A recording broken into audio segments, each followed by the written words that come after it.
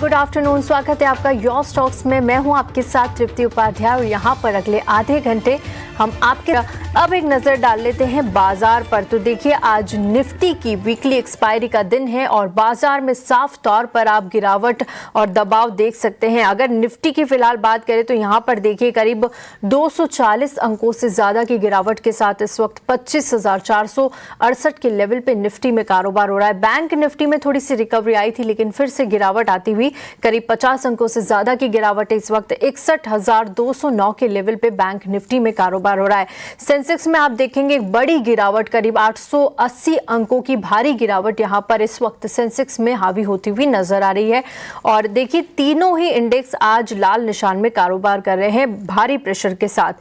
Nifty के gainers पर अगर आप नजर डालेंगे तो काफी कम गेनर से करीब आधे % तक की ही तेजी है। पावर ग्रिड में देखिए आधे % की तेजी, एनटीपीसी, एक्सिस बैंक, एचयूएल और जेएसडब्ल्यू में आप देखेंगे 1.25 से आधे % की तेजी के साथ इस वक्त कारोबार हो रहा है। वहीं निफ्टी लूजर्स में आप देखेंगे आज आईटी पैक बाजार पर फिर से दबाव बनाता हुआ एआई डिसरप्शन का साफ तौर पर इंपैक्ट आईटी शेयरों पर नजर आ रहा है। टेक महिंद्रा 5.5% की गिरावट, यहां पर एचसीएल देखिए यहां पर भी आप 5.5% की गिरावट देख सकते हैं।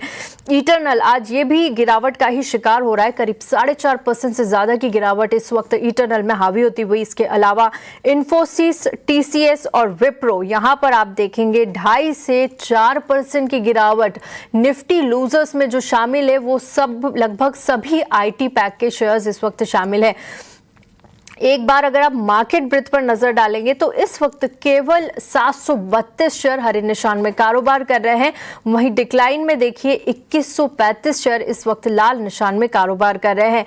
कई सारे जो सेक्टर है वहां से बाजार को यहां पर नुकसान होता हुआ, और देखेंगे सिर्फ मेटल हमने देखा था कि ग्रीन ओपनिंग में आता हुआ, लेकिन आईटी से तो देखिए भारी दबाव बाजार को इस वक्त मिलता हुआ। चलिए एक टेक्निकल राय भी ले लेते हैं और इस वक्त आपके सवालों के जवाब देने के लिए और बाजार पर रणनीति सुझाने के लिए हमारे खास मेहमान पृथ्वी फिनमार्ट के हरीश जुजाड़े जुड़ चुके हैं।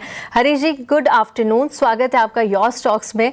और सबसे पहले बाजार पर ही आपकी चाल समझना चाहेंगे। देखिए यहाँ पर आज निफ्टी की एक्सपायरी का दिन है और उसी की वजह से थोड़ा सा वॉलेटाइल और थोड़ा से दबाव में बाजार नजर आ रहा है। खास तौर पर आईटी इंडेक्स 4% तक यहाँ टूट गया है और निफ्टी के जो टॉप लूजर्स है उसमें भी सारे आईटी पैक के ही शेयर शामिल है।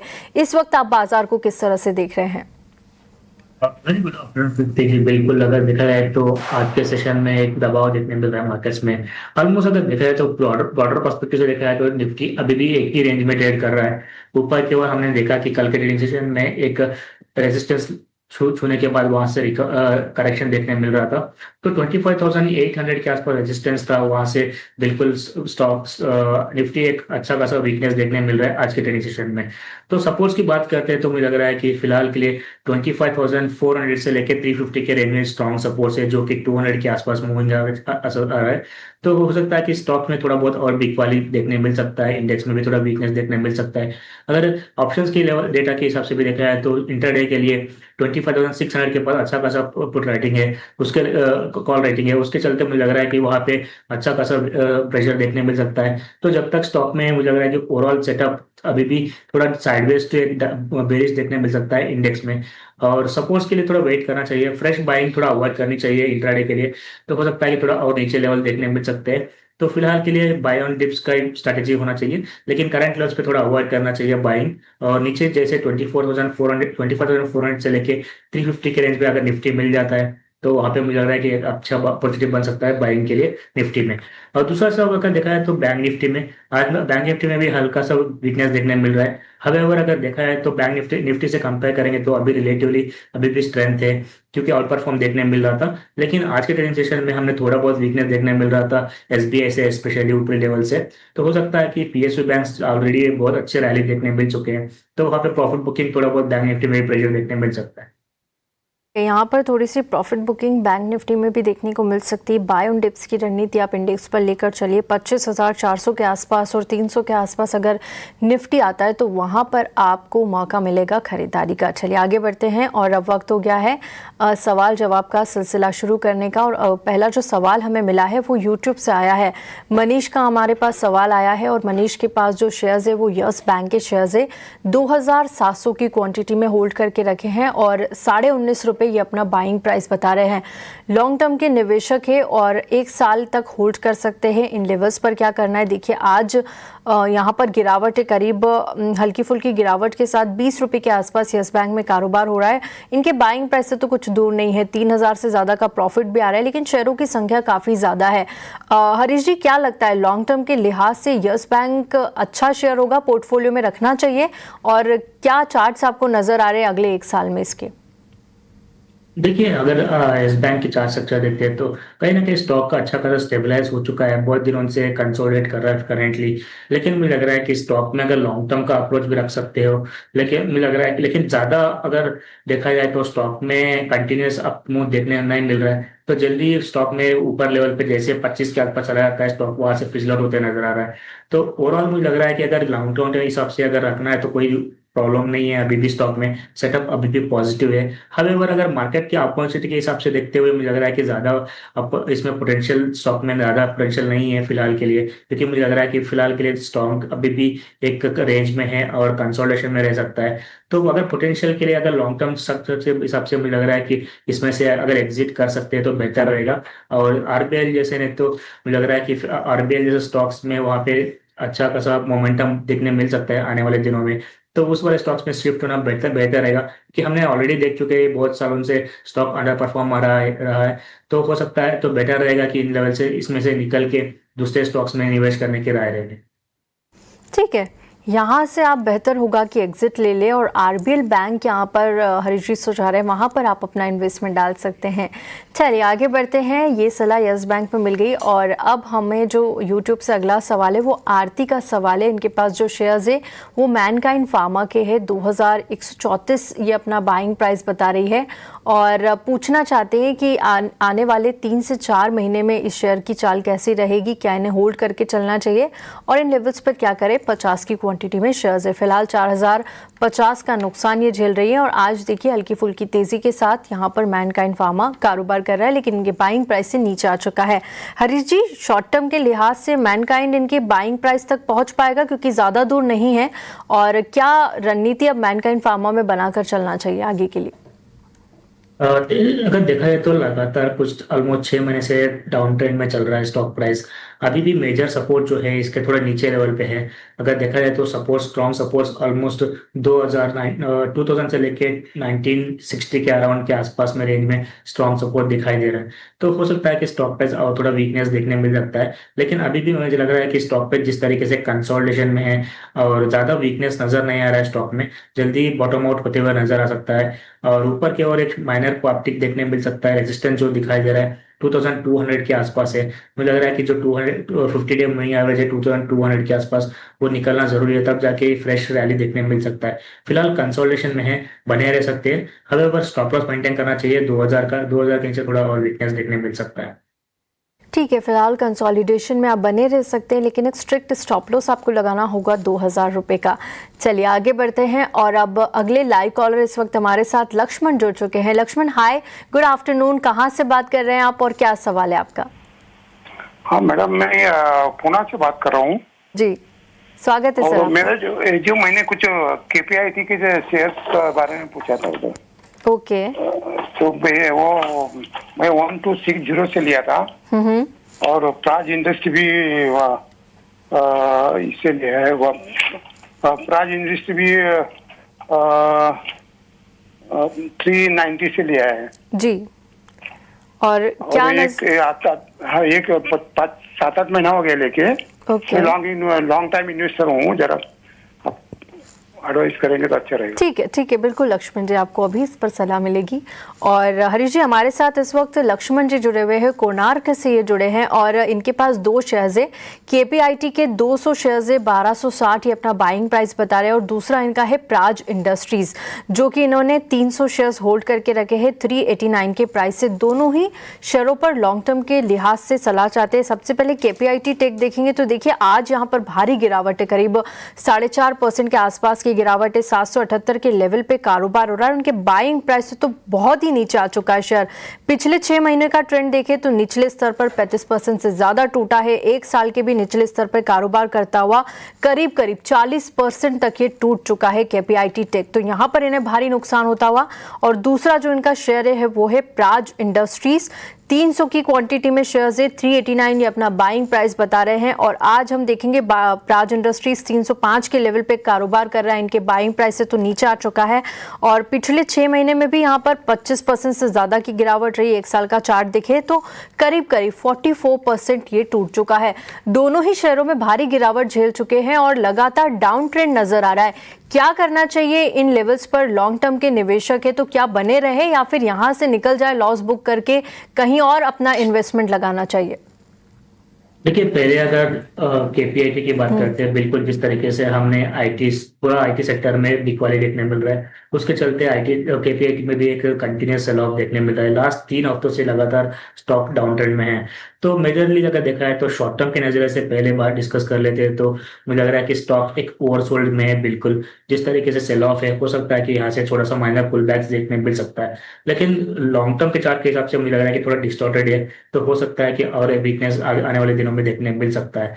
तो फिलहाल के लिए शॉर्ट टर्म के नजरिए से देखा है तो ऊपर की ओर रेजिस्टेंस जो दिखा रहा है, पहले का रेजिस्टेंस जो है 900 है, और उसके ऊपर अगर शार्प रिकवरी आता है तो भी 1000 के आसपास स्टिफ रेजिस्टेंस है। मुझे लग रहा है कि 1000 का एक स्टिफ रेजिस्टेंस है। अगर कभी भी अगर स्टॉक इसके आसपास आ जाता है तो वहां पे थोड़ा बहुत एग्जिट करने के लिए सोचा जा सकता है इस स्टॉक में।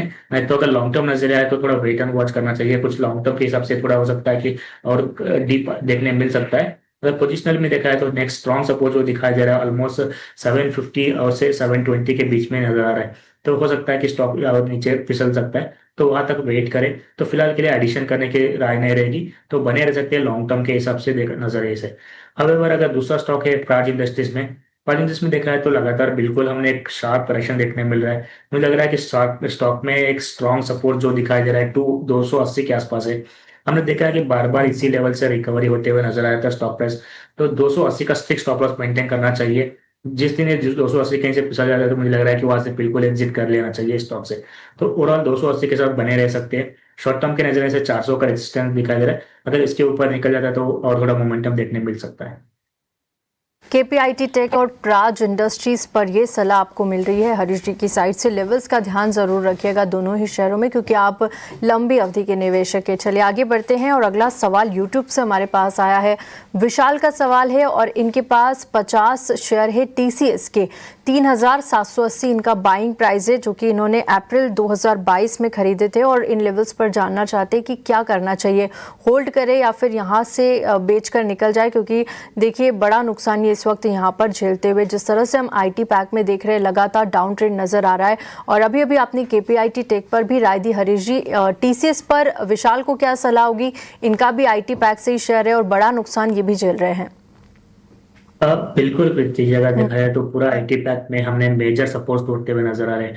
और स्पेशली अगर टाटा टीसीएस की बात करते थे तो एक स्ट्रॉन्ग सपोर्ट था ऑलमोस्ट 2950 के करीबन। हमने जैसे वो लेवल्स टूटते हुए नजर आया, वहां से स्टॉक शार्प डिप देखने मिल रहा था। तो जिस तरीके से स्टॉक ब्रेक किया है, ऑलमोस्ट 2021 का लोस थे, ऑलमोस्ट 4 साल के लो के नीचे ट्रेड करते हुए नजर आ रहा है। मुझे लग रहा है कि यहाँ पे बिल्कुल चार्ट्स पे एक स्ट्रक्चरल चेंज नजर आ रहा है, तो हो सकता है कि और वीकनेस देखने मिल सकता है इनको। और नीचे के सपोर्ट्स की बात करते हैं तो 2300 के आसपास नेक्स्ट सपोर्ट दिखाई दे रहा है। तो मुझे लग रहा है कि थोड़ा वेट एंड वॉच करना चाहिए जब तक ये पूरा मामला सेटल नहीं होता है। बिल्कुल यहाँ पे कंपनी जो है एआई को इंटीग्रेशन के लिए ऑलमोस्ट कोशिश कर रहे हैं, तो हो सकता है कि जब तक ये पूरा मामला सेटल नहीं होता है तब तक बिकवाली देखने मिल सकती है। तो कुछ टाइम के लिए बने रह सकते हैं। अच्छी कंपनी है, बिल्कुल नीचे आता है 2300 के, वहां पे थोड़ा एक बार रिविजिट करेंगे, उस टाइम पे हो सकता है तो एवरेजिंग करने के लिए सोचा जा सकता है। अच्छी कंपनी है तो थोड़े टाइम के लिए आप बने रहिए। 2300 के आसपास आता है तो वहाँ से एक बार इसको फिर से रिव्यू करना होगा। चलिए आगे बढ़ते हैं। और एंथ्रोपिक के एक नए एआई प्लगइन ने एक बार फिर से कोहराम मचा दिया है। कल जहां अमेरिकी बाजारों में साइबर सिक्योरिटी शेयरों में 10 से 12% तक की भारी गिरावट देखने को मिली, वहीं भारतीय कंपनियों के एडीआर भी लुढ़क गए। आज के बाजार में भारतीय आईटी कंपनियों में तेज गिरावट देखने को मिल रही है। आखिर ये एआई प्लग इतना डिसरप्टिव क्यों है, इसकी खासियत क्या है और भारतीय आईटी कंपनियों पर इसका किस तरह का असर देखने को मिल रहा है, ये पूरी रिसर्च लेकर हमारे दो सहयोगी अभिषेक सत्यव्रतम और विकास जुड़ चुके हैं। पहले हम अभिषेक से समझेंगे कि भारतीय आईटी कंपनियों में इतनी गिरावट क्यों है, उसके बाद फिर विकास से समझेंगे कि एंथ्रोपिक का ये प्लगइन इतना डिसरप्टिव क्यों है। सबसे पहले अभिषेक आप बताइए। देखिए, भारी गिरावट आज आईटी ने पूरा कोहराम मचा रखा है। और अगर आप निफ्टी के आईटी इंडेक्स को देखेंगे तो गिरावट जो है लगातार 5वें दिन हो रही है। और इस साल करीब ईयर टू डेट अगर आप देखेंगे तो 20% इंडेक्स टूट गया है। 5 दिनों में निफ्टी आईटी लगभग 8% टूटा है और आईटी इंडेक्स जो है 10 महीने के निचले स्तर पर कारोबार कर रहा है। और इस महीने की जो गिरावट है ये सितंबर 2008 के बाद सबसे बड़ी गिरावट होने की आशंका है। निफ्टी आईटी का हर शेयर आप ऐसे समझिए कि इस साल में 10% से ज्यादा टूट चुका है। और निफ्टी आईटी इंडेक्स के 10 में से 6 शेयरों में इस साल जो गिरावट रही है वो 20% से ज्यादा रही है। अब एंथ्रोपिक ने एक तरह से पूरे के पूरे स्पेस में खलबली मचा दी है। और हम देख रहे हैं कि कल जो हमारे अमेरिका में जो लिस्टेड स्टॉक्स हैं विप्रो के और इन्फोसिस के, ये लगभग 3 से 5% टूट के बंद हुए थे। तो उससे आशंका तो थी कि आज भारतीय आईटी शेयर में हमारे भारतीय बाजार में कोहराम देखने को मिलेगा। कुछ चिंताएं हैं, पहले उनकी बातचीत कर लेते हैं। एक तो यह है कि देखिए, डोनाल्ड ट्रंप के टैरिफ प्लान को लेकर फिर से अनिश्चितता बढ़ी है। अनिश्चितता बढ़ने के मायने ये है कि अगर मान लीजिए फिर से टैरिफ वॉर अगर शुरू होता है तो ग्लोबल ग्रोथ को लेकर कहीं ना कहीं सवाल होंगे। ग्लोबल ग्रोथ अगर प्रभावित होती है तो फिर आईटी कंपनीज के लिए फिर मुश्किलें हो जाएंगी। दूसरी चिंता यह है कि अमेरिका की जो एआई स्टार्टअप कंपनी है एंथ्रोपिक, उन्होंने नया प्लगइन लॉन्च किया है। और एंथ्रोपिक का यह दावा है कि जो लेगेसी सॉफ्टवेयर सिस्टम है उसको मॉडर्नाइज करने में जो कॉस्ट है और जो कॉम्प्लेक्सिटी है उन दोनों को कम करने में काफी ज्यादा मदद मिलेगी। और इसके चलते हम देख रहे हैं कि आज आईटी शेयरों की भारतीय बाजार में पिटाई हो रही है। एक रीजन ये कि ट्रंप की अगर तलखी अगर बढ़ी, ट्रंप कुछ और अगर एक्शन लेते हैं, अगर भारत के साथ रिश्ते मान लीजिए थोड़ी सी यहां से कमजोर होते हैं तो फिर हमारे जो सॉफ्टवेयर जो प्रोफेशनल्स हैं जो अमेरिका में काम करते हैं, शायद उनको लेकर सख्ती की जाए। H1B वीजा को लेकर, इमिग्रेशन को लेकर पॉलिसी सख्त की जाए तो उसका असर थोड़ा भारतीय कंपनियों के कारोबार पर भी आएगा। एक रीजन ये भी है। और कल हमने रिपोर्ट बताई थी जेफरीज की, आपको याद होगा कि जेफरीज ने इन्फोसिस और टीसीएस समेत 6 शेयरों को डाउनग्रेड करने का फैसला किया था। इस साल में अगर हम आईटी शेयरों की पिटाई की बात करें, जो बड़ी कंपनीज हैं टीसीएस, इन्फोसिस जैसी, टीसीएस में गिरावट लगभग 20% की हो गई है, इन्फोसिस में 21% से ज्यादा की, विप्रो करीब 24.5% टूट गया है। और अगर हम टेक महिंद्रा की बात करें तो इसकी गिरावट भी 13% के आसपास की हो गई है। तो तमाम बड़े शेयर आप देखेंगे अक्रॉस द बोर्ड ये पिटाई के शिकार हुए हैं। और कह सकते हैं कि पिछले कुछ दिनों से जड़ में जो एक तरह से दिक्कत है या फिर जो चिंता है वो है एंथ्रोपिक्स के जो एआई प्लगइन्स हैं उनको लेकर हो रही है। जी बिल्कुल। और जिस तरह आपने बताया एंथ्रोपिक के प्लगइन को लेकर बड़ी चिंता है, तो इसको भी एक बार समझ लेते हैं। विकास भी हमारे साथ है। विकास, क्या फैक्टर्स है और क्या इसकी विशेषता है जो इतनी बातचीत हम एंथ्रोपिक की कर रहे हैं और इसकी वजह से एक डिसरप्शन का माहौल बाजार में बन गया है? क्या ये चीज़ है, एक बार आप इसे समझाइए एंथ्रोपिक का प्लगइन। बिल्कुल, देखिए अगर सीधे तरह से कहें तो एंथ्रोपिक ने तबाही मचा रखी है। और तबाही कैसे मचा रखी है? अपने 11 प्लगइन्स उन्होंने लॉन्च किए हैं अब तक। आपको याद होगा कि कुछ दिनों पहले खबर आई थी कि एंथ्रोपिक ने एक प्लगइन लॉन्च किया जो लीगल डॉक्यूमेंट्स को रीड कर सकता है, रिव्यू कर सकता है और एनालाइज कर सकता है। तो उस वक्त जो तमाम लेगेसी सॉफ्टवेयर कंपनियां थी वहां पर आपको देखने को मिला कि वहां पे गिरावट आई, क्योंकि उनके सॉफ्टवेयर ऑलरेडी डिप्लॉयड हैं लीगल सिस्टम में, कोर्ट्स में और तमाम वैसी जगहों पे जहां पे लीगल डॉक्यूमेंट्स को रिव्यू किया जाता है, वहां उनके सॉफ्टवेयर डिप्लॉयड थे। ऐसे में अगर एंथ्रोपिक का कोई प्लगइन इतने कॉम्प्लेक्स लीगल डॉक्यूमेंट को रिव्यू कर ले तो निश्चित तौर पे सॉफ्टवेयर की जरूरत नहीं होगी, सर्विसेज की जरूरत नहीं होगी। और इसकी वजह से आपको देखने को मिला कि तमाम सॉफ्टवेयर जो लीगेसी सॉफ्टवेयर वाली कंपनियां थी उनमें गिरावट देखने को मिली। अच्छा, उस वक्त 11 प्लगइन्स उन्होंने लॉन्च किए थे। अब ये एक एडिशनल प्लगइन उन्होंने लॉन्च किया है। जो ये नया प्लगइन है ना, उसकी खासियत मैं आपको बताऊं कि ये साइबर सिक्योरिटी के लिए काम करता है। साइबर सिक्योरिटी के लिए काम कैसे करता है, आप देखिए, सबसे पहले तो ये समझना पड़ेगा कि साइबर सिक्योरिटी किसी भी आईटी सर्विस के सबसे कॉम्प्लेक्स चीजों में से एक होता है। आईटी सर्विसेज जो है वो, आईटी कंपनियां जो है वो ये एक्सपेक्ट नहीं करती हैं कि साइबर सिक्योरिटी को कोई ऑटोमेट करेगा, और वहां पे डिसरप्शन इस एंथ्रोपिक के नए एआई प्लगइन ने किया है, जो ये कर रहा है कि ये किसी भी सॉफ्टवेयर के कोडिंग को स्कैन करता है, जो कोड पूरी लिखी जाती है उसको स्कैन करता है और वो निकालता है कि वहां वल्नरेबिलिटी कहां पर है, यानी कहां पे ऐसी कमजोरी है जिसको ब्रेक करके जो साइबर क्रिमिनल्स हैं या फिर जो साइबर हैकर्स हैं वो उस सॉफ्टवेयर को हैक कर सकते हैं। तो उस चीज को फाइंड आउट करता है, फिर उसके सॉल्यूशन बताता है कि इसको कैसे फिक्स किया जा सकता है। तो आप सोचिए कि एक पूरा एक प्रोसेस जो तमाम एक महंगे रिसोर्सेज को हायर करके, एक्सपर्ट्स को हायर करके, तमाम सॉफ्टवेयर्स बना के जो किया जाता था, अब वो पूरा प्रोसेस एक एआई का प्लगइन कर देगा। तो ये काफी डिसरप्टिव होगा, और इसी की वजह से आप देखिए कि तमाम जो आईटी सेक्टर के शेयर हैं, जो साइबर सिक्योरिटी के शेयर हैं, वहां पर काफी बड़ी गिरावट देखने को मिली। आप अगर अमेरिका के साइबर सिक्योरिटी से रिलेटेड शेयर्स को देखेंगे ना, तो वहां पे आपको दिखेगा कि करीब करीब 12% गिर गया नेटस्कोप, उसके अलावा टेनेबल में 12%, क्राउड स्ट्राइक में करीब करीब जो है वो 10%, जेड स्केलर में करीब करीब 10% की गिरावट आपको देखने को मिलेगी। अच्छा, आपको एक और चीज याद होगा कि जो इन्होंने टूल्स लॉन्च किए थे, 11 टूल्स लॉन्च किए थे ना, उसमें आप देखेंगे कि ये क्लाउड कोवर प्लेटफॉर्म के जरिए इन्होंने सारे ऑटोमेशन टूल्स जो है वो लॉन्च किए थे, यानी ओपन सोर्स नेटवर्क के जरिए ये सारे जो है वो टूल्स लॉन्च किए थे। और उसका फायदा ये होगा कि कोई भी कंपनी ये सर्विसेज ले सकेगी, उसके लिए कोई बहुत ज्यादा उनको कॉन्ट्रैक्ट करने की जरूरत नहीं पड़ेगी, कॉस्ट एफिशिएंट होगा। उसके अलावा आप देखिए कि इसके लिए रिसोर्सेज की भी जरूरत नहीं होगी। तो तमाम ऐसी चीजें हैं जो ये प्लगइन जो है वो बिना किसी ज्यादा रिसोर्स के, बिना ज्यादा कॉस्ट के कर देगा, और जो सिस्टम हमारा ऑलरेडी आईटी सिस्टम है उसको मॉडर्नाइज कर देगा। तो ये आप देखिए कि काफी डिसरप्टिव होगा, इस वजह से आपको गिरावट भी तमाम शेयरों में देखने को मिल रही है। जी बिल्कुल, और आप दोनों ने ही काफ़ी अच्छे से समझाया आईटी में क्यों गिरावट है और जो एंथ्रोपिक का प्लगइन है उससे इतना डिसरप्शन क्यों मचा हुआ है। आप दोनों का बहुत बहुत शुक्रिया इतनी बड़ी डिटेल्स और जानकारी देने के लिए। चलिए, इसी के साथ इस शो को यहीं समाप्त करेंगे। हरीश जी, आपका भी बहुत बहुत शुक्रिया हमारे साथ जुड़ने के लिए और हमारे दर्शकों का मार्गदर्शन करने के लिए। शुक्रिया।